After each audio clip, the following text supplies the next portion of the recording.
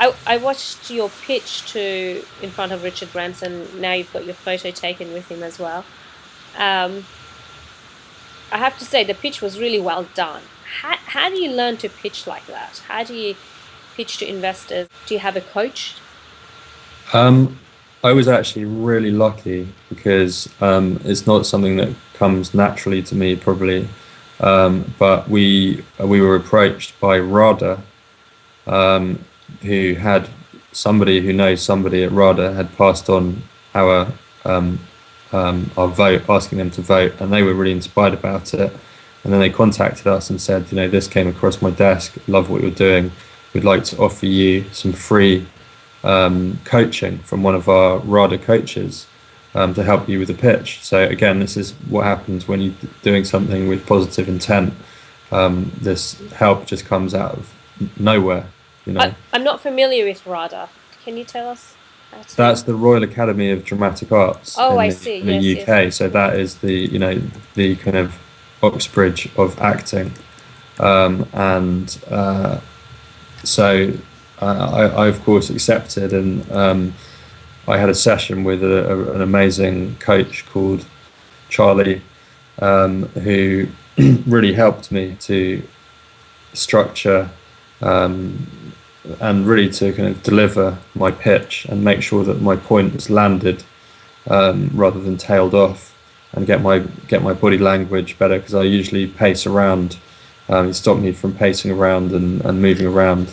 Um, so a couple of people said that to me afterwards, and really it's thanks to the guys at RADA and for their support. So thank you, RADA. Fantastic.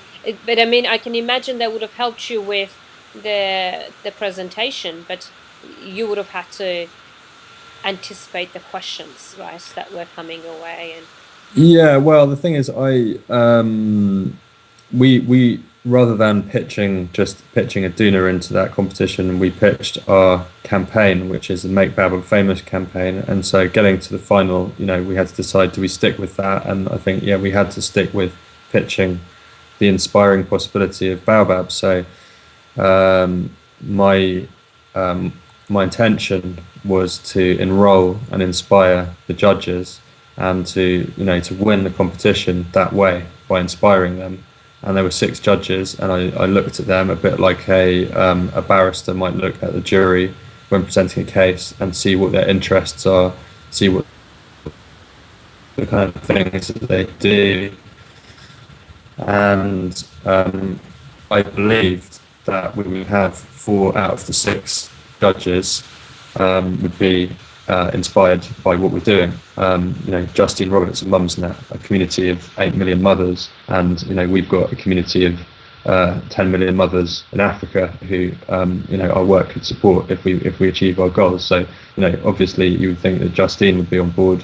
David Gandy, the supermodel, he's invested in supplement brands. He's into lifestyle. He's into fashion, and our execution, our brand is very much a lifestyle, health and beauty brand. So yeah, it was looking at them and saying, okay, let's pitch to these people, and you can't be all things to all people, but we wanted to stick with our concept of enrolling people by inspiring them.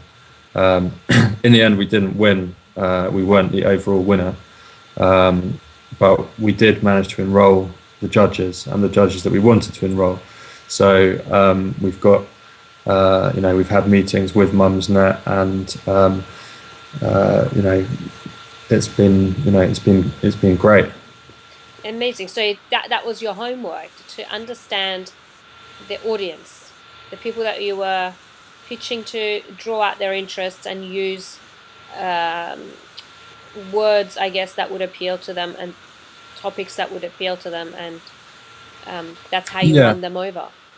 yeah, I think so. And you've got to look at who you're pitching to. Like if you're pitching to a room of social impact investors, then you've got to be really clear about the social impact of your work. If you're pitching to some VCs, traditional VCs, what you're going to have to prove is the scalability, the profitability of of your business, and we always try and do both, because we are a for-profit social business, so it's important to do both. But yeah, I guess we could have gone in there and just given a pitch to our business and talk about financials, but no, I think it's important to engage people and enroll them.